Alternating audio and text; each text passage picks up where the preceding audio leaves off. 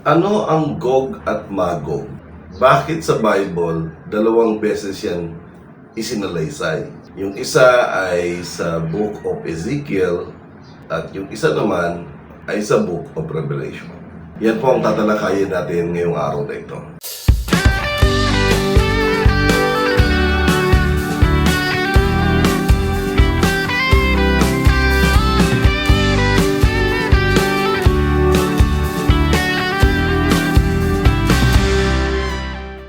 Mapagpalang buhay po sa ating lahat mga ka-worship. Welcome po sa Usapang Born Again.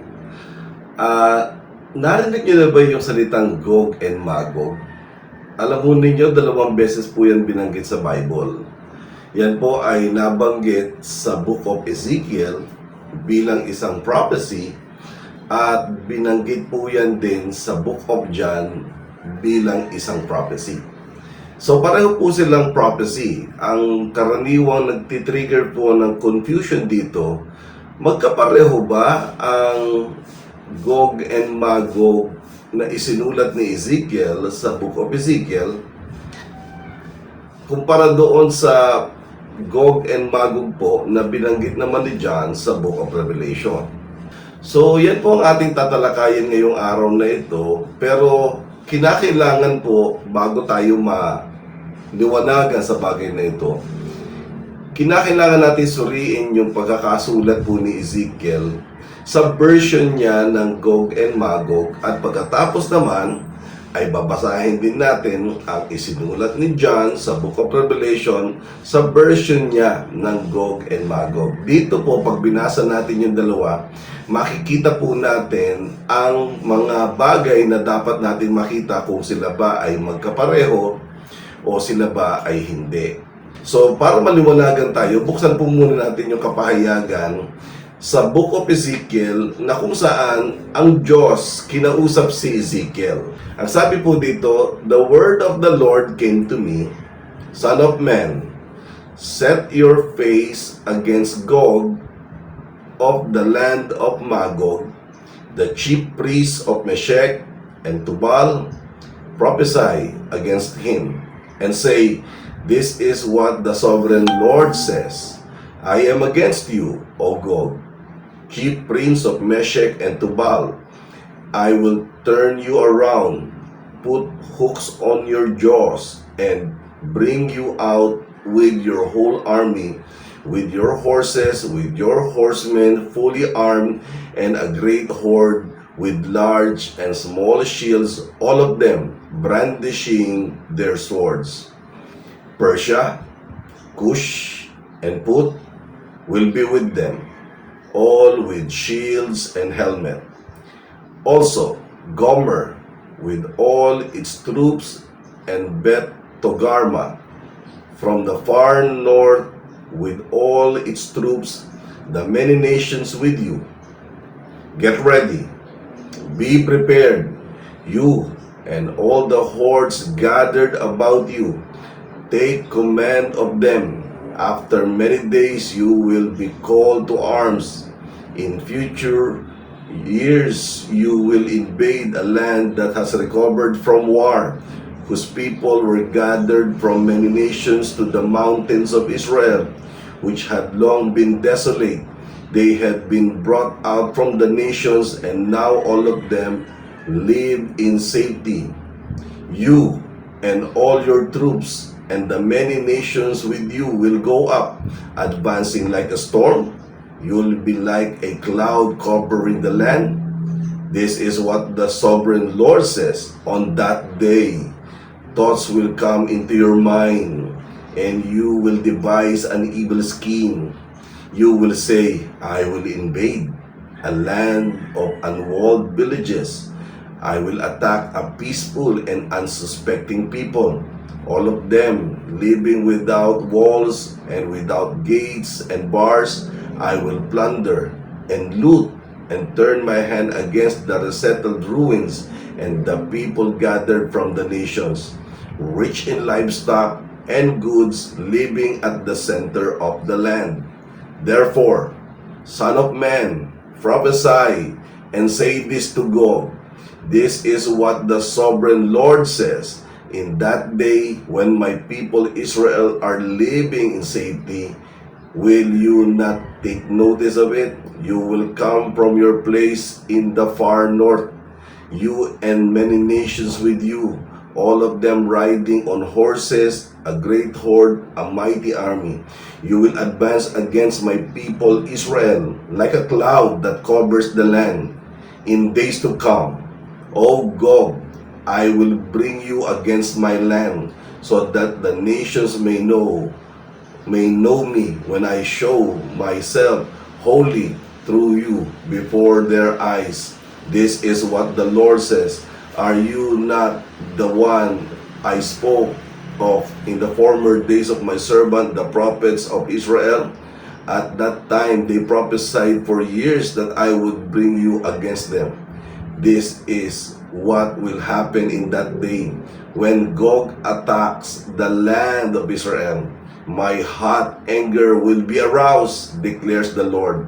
I will seal a fiery wrath. I declare that at that time there will be a great earthquake in the land of Israel. The fish of the sea, the birds of the air, the beasts of the field, every creature that moves along the ground, and all the people of the face of the earth will tremble at my presence. The mountains will be overturned, the cliffs will crumble, and every wall will fall to the ground.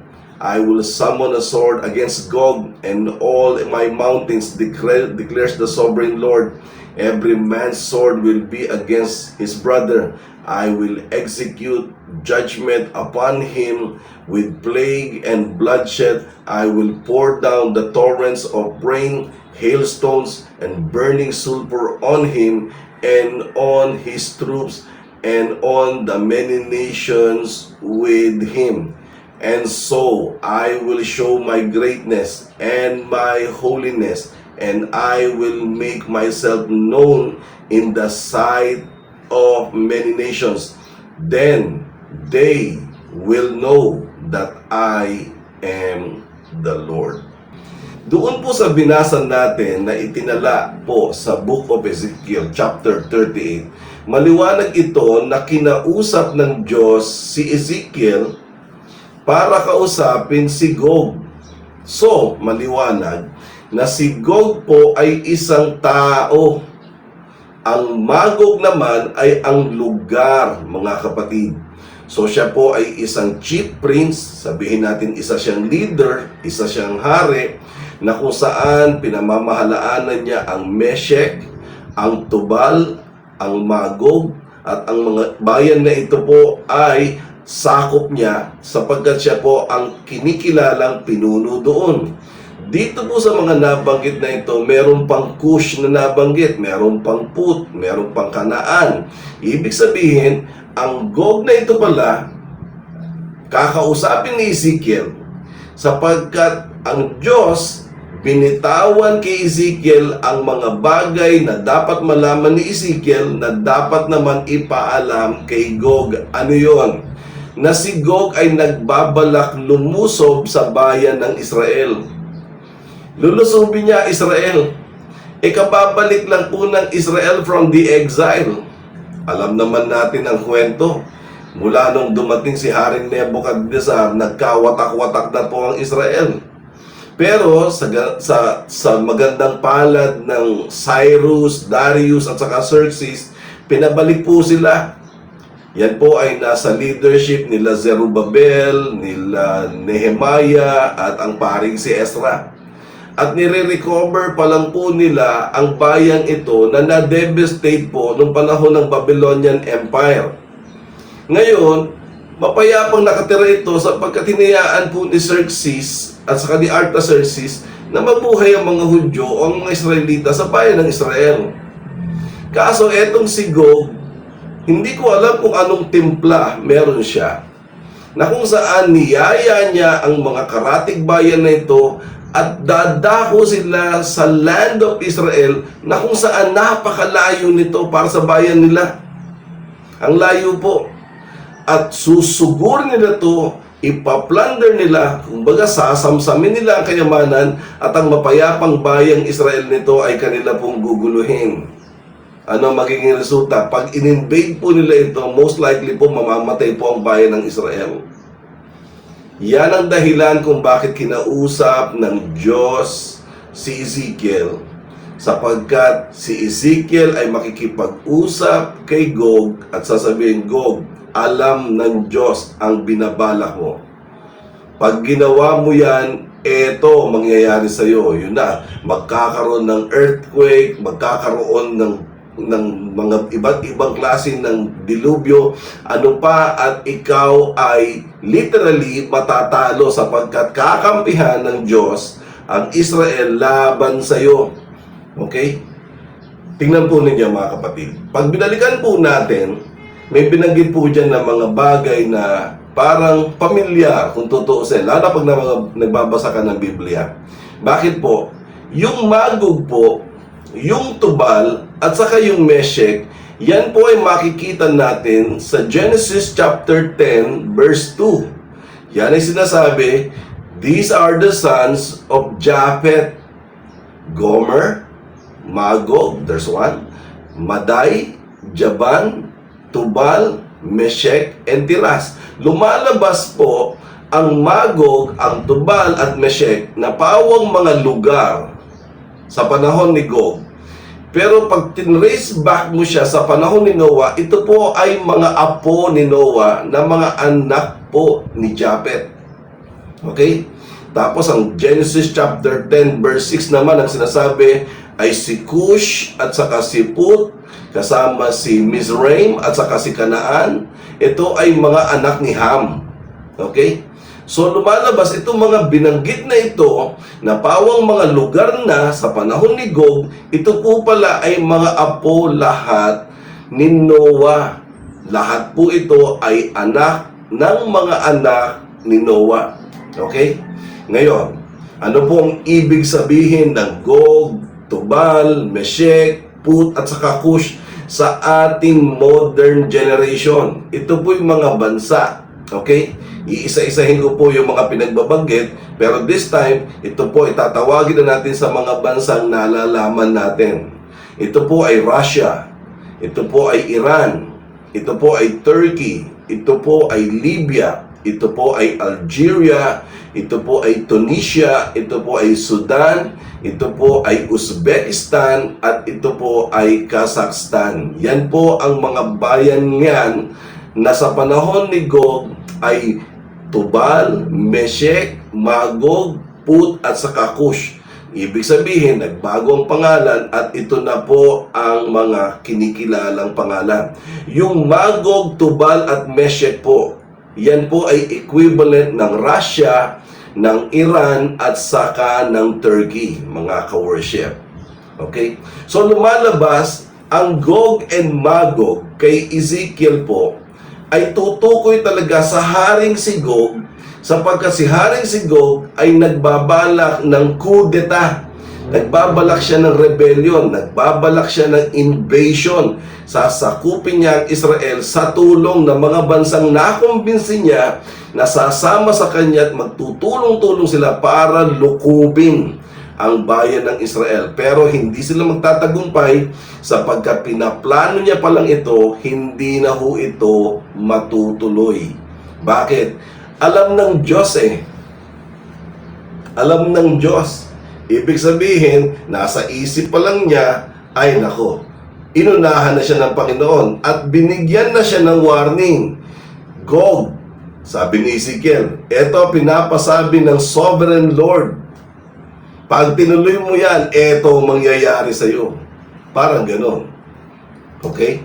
Ngayon, kung tatanungin niyo ako, kailan nangyari ang Gog at Magog na prophecy ni Ezekiel? Ang sagot, hindi nangyari. At ayon sa kwento, hindi daw ho ito di umano itinuloy ni Gog. Yung binabalak niyang pananakop matapos siyang warningan ni Ezekiel, hindi niya na ho ito pinursige pa. So, ang version po ni Ezekiel patungkol po sa Gog and Magog, ito po ay hindi nangyari. Okay? Ngayon, baka isipin ninyo, baka mangyari pa ulit. Okay, ang sagot ko po, pwede. Kaya lang hindi nag-Gog ang pangalan. Okay? Sapagkat kagaya po ng nabanggit ko, ito na po yung Meshech, yung Tubal at saka Magog, ito na po ay Russia, Turkey at saka Iran. Alam natin, ang Iran at ang Russia at ang Turkey, ito po yung mga kaaway ng Israel ngayon. Okay? At malaki ang chance na itong tatlong ito ay magkakampi-kampi laban sa bayan ng Israel. Paano kung mayayapan nila ang Lebanon, ang Libya, ang ibang part ng Arab world para lukuban? Di parang Gog and Magog din. Kaya lang, baka hindi na si Gog dahil patay na si Gog at ang bagong version ni Gog ayon sa Book of Ezekiel ay walang iba kung hindi ang leader na manggagaling sa Turkey, sa Iran, o kaya sa Russia. Okay? Hello, Brother Dog, ibig sabihin si Vladimir Putin yan. Pwede. Okay? Kaya lang, ayoko magsalita ng tapos. Okay? Kasi, bagamat ito pong prophesy ni Ezekiel na ito, ay naibitaw naman niya talaga doon sa totoong taong si Gog. Doon sa panahon nila na nagbabalak magpasako, kaya nga hindi tinuloy Ngayon, meron pa bang lalabas na bagong version ng Gog sa katauhan ni Prime Minister or ni President Vladimir Putin? At si Vladimir Putin, yayayain niya ang Iran, at yayayain niya ang Turkey, at yayayain niya pa yung ibang karatig lugar para lukubin ang Israel? Hindi ko alam. Pero pwedeng mangyari. Okay? Sa ngayon po, yung kwentong ito ng Gog and Magog sa version ni Ezekiel, hindi ho nangyari. Hindi ho nangyari. Yung original na Gog, na Prince Chief ng Magog, umatras ho siya sa pinaplano niyang pananako. Bakit? Malamang natakot siya sa bantang binitawan ng propetang si Ezekiel sa mga sinabi ng Diyos kay Ezekiel para sabihin ito kay Magog. So maliwanag po yan, mga ka-worship. Naintindihan nyo na po ang Gog and Magog version sa Book of Ezekiel. Ngayon, puntahan naman natin ang kapahayagan ni John patungkol po sa Revelation. Basahin ko po ulit ito sa Bible at ang sabi po dito sa Revelation chapter 20 verse 7 hanggang 10 ay ganito po ang mangyayari. When the 1,000 years are over, Satan will be released from prison and will go out to deceive the nations in the four corners of the earth. Gog and Magog, to gather them for battle. Their number are like the sand on the seashores. They marched across the breadth of the earth and surrounded the camp of God's people, the city he loves, but fire came down from heaven and devoured them. And the devil who deceived them was thrown into the lake of burning sulfur, where the beast and the false prophet had been thrown. They will be tormented day and night forever and ever. Yan naman po ang version ni John patungkol sa Gog and Magog. Mga ka-worship, ang isinulat ito na Gog and Magog ni John ay isang bagay na mangyayari, mga kapatid. Mangyayari. Bakit po? Sapagkat akala natin ang huling battle ay yung the Battle of the Armageddon. The Battle of Armageddon. Na kung saan ang Antichrist, ire-ready niya ang kanyang lahat ng lakas at puwersa para sa isang digmaan na magaganap sa Valley of Megiddo. na kung saan ang Panginoong Jesus ay magta-touchdown sa other side of the valley kasama ang kanyang mga ni-rapture at nakapwesto sa likod, at sa digmaang ito may lalabas na tinig sa bibig ng ating Panginoong Jesus, at ang lahat ng kanyang mga kalaban, including the Antichrist, including the false prophet, including the old dragon, yung matandang dragon, ito po ay gagapos sa isang makapangyarihang salita na lumabas sa bibig ng ating Panginoon. Ganyan po ang mangyayari. Okay? At pagkatapos po niyan, si Satanas po ay ikukulong. Ikukulong po siya, at pagkatapos po siya ikulong, yan po ay isang millennial. Ibig sabihin, 1,000 taon. Pag kinulong po ang matandang dragon, si Satanas, si Jesus po dito ay pamamalaanan niya yung earth. Ang earth po ay devastated during the first period of His government. Ibig sabihin, ire-restore ni Jesus ang earth. Dahil imagine, binagsakan ng meteor, binagsakan ng asteroid, kaliwat kanan ng lindol, umulan pa ng apoy. Lahat-lahat po yan, mga kapatid, ay naranasan sa mga patong-patong na plague sa bawat bitaw ng trumpet at sa bawat bukas ng seal sa Book of Revelation. Pero syempre, palibasa, nakakulong na si Satan for 1,000 years. 1,000 years din pong mamamayani si Jesus. At i-inhabit po ng mga mananampalataya ang mundong ito para dumami ulit sa loob ng 1,000 taon. Pagkalipas ng 1,000 taon, Satan will be released from prison. Ang tanong, why? Why he will be released? Sapagkat tapos na po ang kanyang kulong. Siya po ay bibitayin na. Totoo. Di ba? Ang mga taong bibitayin, saan kinukuha? Sa selda.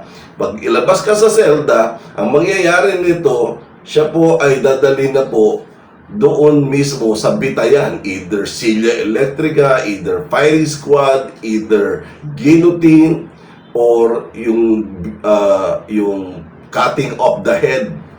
Well, dito po si Satan ay itatapon po siya sa dagat-dagatang apoy.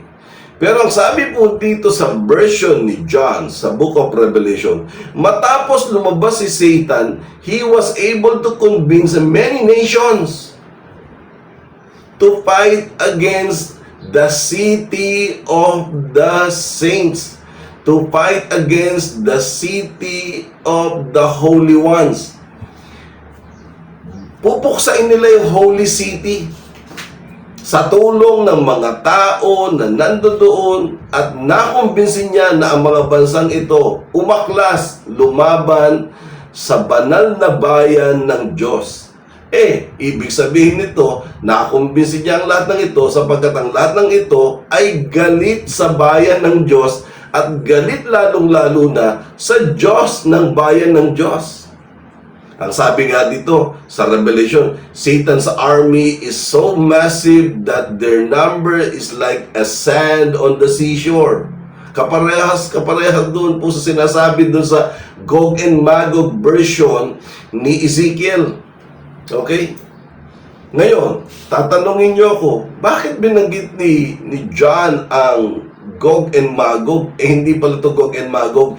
Kasi po, mga kapatid, doon sa pag-atras ni Gog sa binitawan ni Ezekiel na banta sa kanya, it became an urban legend. Ibig sabihin, naging alam na po ng lahat ng mga Israelita ang bagay na ito, na merong isang Gog sa lugar ng Magog na nagbalak na sakupin ng Israel, pero sa banta ng Diyos hindi itinuloy. Ngayon, ang tawag dyan, Gog and Magog. Walang hindi nakakaalam dyan. Kahit sila Peter, kahit sila Paul, kahit sila Mark, kahit sila Andrew, alam yan. Lalo na si John. Ngayon, nung makita ni John, doon sa Book of Revelation, nakita niya yung vision na ganitong mangyayari, ay sabi niya, naalala ko to. Gog and Magog. Ayun. So, sinasabi niya na doon sa Revelation chapter 20, yung gagawin ni Satanas na pagkumbinsi sa mga bansa para lumaban at sakupin ang holy city of the saints. Kamukhang kamukha ng Gog and Magog ng Book of Ezekiel. Yan ang totoo. Ang Book of Ezekiel po na nagbabalak din na si Gog ay sumakop na hindi tinuloy. This time po, si Satanas po, itutuloy niya yan. And they will march towards the holy city, the city of the holy people, the city of the saints. Okay? At ang dami. Imagine, lahat po ng mga bansa in the four corners of the earth. Why? Because the devil was able to convince them, to deceive them, and to be part of this revolution against the Lord and against the holy city of the Lord. Kaya lang, ang sabi din po sa Revelation chapter 20, but fire, ulitin ko, but fire will come down from heaven and will devour them. Sa Tagalog, subalit may mga apoy na mula sa langit ay bumagsak at lahat sila ay pawang mga tinupo. Ngayon, sabi dito sa ending, the devil who deceived them will be thrown down in the lake of fire. Okay? Hindi ba namatay doon sa mga balls of fire from heaven ang demonyo? Hindi. Hindi siya namatay. Hindi siya namamatay, mga kapatid. Kahit sa Battle of Armageddon, nung matalo po siya doon, ginapos lang siya at kinulong. Namatay ba? Hindi. At pagdating po dito, nagbaksakan yung parang umuulan na apoy. Tinatamaan siya niyan, for sure. Kaya lang, tinatablan ba siya? Maari siguro nasasaktan ng konti, but it will not cause him to die. Hindi siya mamamatay. Kaya sabi po dito, the devil who had deceived the people will be thrown into the lake of fire. Dito na po siya talaga itatapon sa dagat ng apoy, together with the Antichrist, which is the beast comes from the sea, and the false prophet that comes from the earth. So, ang demonyo, ang Antichrist at ang bulaang propeta, sabay-sabay itinapon sa dagat ng apoy kasama ang mga taong hindi nanampalataya sa Diyos. Yan po yan. Ngayon, may mga tanong dito. Sabihin nyo, how come that Satan was able to deceive the nations and convince them to go against God by making war against the city of the saints? Eh diba, under Jesus' governance na yun? Eh bakit marami nagre-rebelde? Ano ibig sabihin ng city of the saints? Ibig sabihin ba ito, ang city of the saints are only dedicated for the saints? At kapag ikaw ay nakatira sa labas ng city, hindi ka saints. Kasi may city of the saints. Pang-apat, nagkulang ba si Jesus sa kanyang good governance? Kaya sila nagre-rebelde? Alam mo ninyo ang sagot. Ang sagot po ay totoong nagrebelde sila kasi naghahanap sila ng kasalanan. Naghahanap ang mga bagong henerasyon na ito ng kasalanan. Mula kay Jesus, nung mag-touchdown siya at sinakop niya ang earth to establish a good government, ang mga naligtas, nagkaanak, dumami, nagkaapo, nag-generate ulit ng panibagong breed ng population. Kasi itong panibagong breed ng population na ito, wicked pa rin. Kahit ang lolo at lola nila, ang ninuno nila ay mga born-again Christian. Kahit ang mga tatay at nanay nila ay mga mananampalataya ng Panginoon. Pero itong mga naging anak po, hindi sila naging kasing banal ng kanilang mga ninuno. Sila po'y naging masama. Naghahanap sila sa good government ni Jesus ng kasalanan. Kumbaga, naghahanap ng beer house, naghahanap ng shabu, naghahanap ng sindikato, naghahanap ng marijuana, lahat ng bisyo hinahanap. Kaso nga wala eh. Dahil na good government, ano ginawa nila? Tumira sila outside the city and they established their own government, their own nations. At nung pakawalan si Satanas, hindi naman siya talaga nahirapang kumbinsihin ng mga ito. In the first place, ang talagang gusto nito, si Satanas. Dahil ang kanyang mga bisyo, yan ang talagang kanyang binibigay sa mga taong naghahanap ng mga bisyo. Yan po ang nangyari, mga kapatid. Ano? Sasabihin niya, yayay, samahan niyo ako. Lusubin natin ang City of the Saints, ang Holy City. Sakupin natin at tayo na mamahala sa earth na ito. Pumayag po. Pumayag ang mga leaders ng mga bansa. Ang lahat ng mga bansang ito'y iisa ang direksyon. Papunta sila sa Holy City, sa City of the Saints, para ito po ay gupuin. Kaya lang alam ng Diyos. At ang Diyos nagpaulan ng bolang apoy, lahat po sila ay natupok. Ang naligtas lang ay ang City of the Saints. At pagkatapos doon, alam natin ang kwento kasi Revelation 20 na to eh. Pa-ending na po ang Revelation. Umalis na po si Jesus dyan, ang mga banal po ay inangat na dyan, tinira niya na po yan sa new heaven and new earth. Tapos ang kwento, mga kapatid. Ngayon, ano po yung aral na matututunan natin dito? Simple lang, mga kapatid. Ang mga tao na kahit merong good government, gusto pa rin nila bad government. Kaya kahit si Jesus na ang namumuno, maghahanap pa rin sila ng bagay na masama. Alam nyo, mga ka-worship, dito mo marirealize na kung minsan kahit anong tino ng namumuno, ang may problema yung mga tao eh. Okay? Parang pamilyar, di ba? Na nagkaroon tayo ng halimbawa, isang magiting, tapat, hindi nagnanakaw na presidente kagaya ni Pinoy. Pero nung nangyari, naghahanap pa rin tayo talaga ng gusto natin yung berdugo ang dating, mayabang, maangas, at walang habas kung papatay man siya ng tao. At yun ang ipinagdiriwang natin. Yung pangyayari sa bansa natin, ganyan-ganyan ang magiging kultura ng lahat ng bansa. Hahanap siya ng isang leader na kung saan hindi takot gumawa ng masama.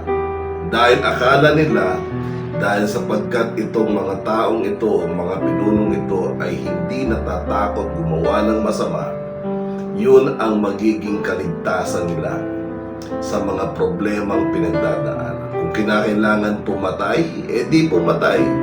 Kung kinakailangan ubusin, edi ubusin. Walang human rights, walang human rights. At ganyan si Satanas. Ganyan nga yung Antichrist eh. Bakit sila nahihirang? Bakit sila napopromote to become the leader? Because the people, ginusto yan ng mga tao. Sa 1,000 taon na pamamahala ni Jesus, may nagrebelde pa against him. Maliwanag ito na ang tao na ang pumipili ng mga bagay na gusto niya, kung ikakabuti man niya ito o ikasasama. For as long as masaya siya sa mga bagay na ito na pinili niya. Ang hindi niya alam, binigyan na siya ng pagkakataon na pakitaan ng isang pamahalaang si Jesus na ang namumuno. Good governance. Isang matinong gobyerno na kung saan hindi ka tuturuan na uminom, hindi ka tuturuan na manigarilyo, hindi ka tuturuan magbabae, hindi ka tuturuan mga liwa sa iyong asawa. Ang masakit yung tao na mismo, hindi, gusto kong uminom, gusto kong manigarilyo, gusto kong mga liwa, hahanap ako ng kasalanan. Sino magtuturo sa akin? Kaya nung pakawalan si Satan, effort niya yan. Yan ang naging pinaka-pangunahing convincing power niya para ang mga nations na ito puksain ang City of the Saints. Mga ka-worship, ang aral po na dapat natin matutunan dito ay ganito. Huwag kang papadaya. Una, sa tawag ng laman. Huwag kang magpapadaya. Dahil lahat yan, bisyo, alak, sigarilyo, sugal, pambababae, wawasakin yan ang buhay mo. Pangalawa, huwag kang papadaya kay Satanas na kung saan siya po ay mahusay pagdating sa deception.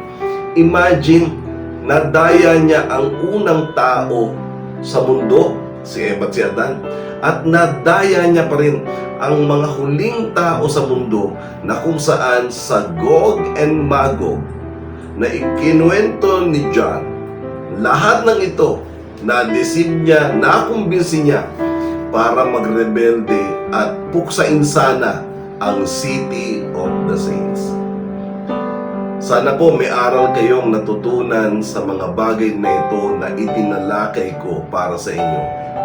Ang hangarin ko po ay malaman nyo ang kasaysayang mangyayari sa darating na panahon.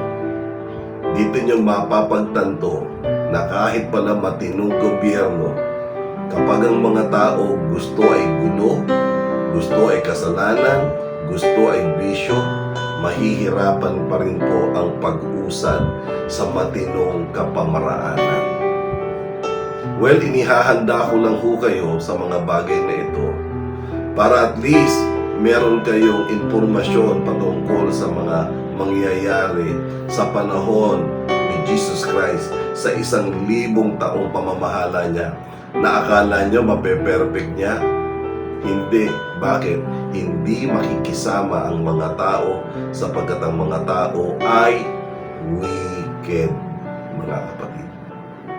Well, bilang mga mananampalataya, tayo po ay patuloy na magtiwala sa salita ng Diyos. Bilang mga mananampalataya, akapin po natin ang mga pangako at kautusan ng Panginoon sapagkat iyan ang magdadala sa atin sa katuwiran at sa kabanalan patungo sa Kanya. Pag hindi, bumitaw ka sa mga salita ng Diyos, ang pangako at kautusan kinalimutan mo, malamang sa malamang madadaya ka ni Satanas at madadaya ka sa tawag ng laman. So maraming salamat po mga ka-worship. I hope kayo po ay napagpala ng mensaheng ito na atin pong natalakay, ang Gog and Magog. Ang aking pong panalangin, sana po ay magpatuloy kayo sa panonood sa mga video na ipopost ko tuwing linggo. Every week po, ako po ay mag-create ng isang content nang sa ganon, mag-aral tayo ng mga nakasulat sa Biblia, nang sa ganon, hindi tayo, kumbaga, inosente sa mga itinuro ng Bible at ang salita ng Diyos ay nilalagay natin sa ating mga puso. Ako po si Brother Dong Galang at sa programang ito na Usapang Born Again at sa pangalan ng Jesus Heart of Worship Church, pansamantala po ako magpapaalam mga kapatid. Magkita-kita po tayo sa susunod na video na ipopost ko. At maraming salamat po sa patuloy niyong pagsusubaybay sa akin. Okay? At dalangin ko na kayo po ay pagpalain ng Panginoon, gabayan niya at patnubayan. At maraming salamat sa pansamantalang pag-aalap ko ito. Ako po ay nag-iiwan sa inyo ng pagpapala. God bless. Bye-bye. Please like, subscribe, and hit the notification bell para updated po kayo sa mga latest videos na ilalabas ko linggo-linggo. Maraming salamat po.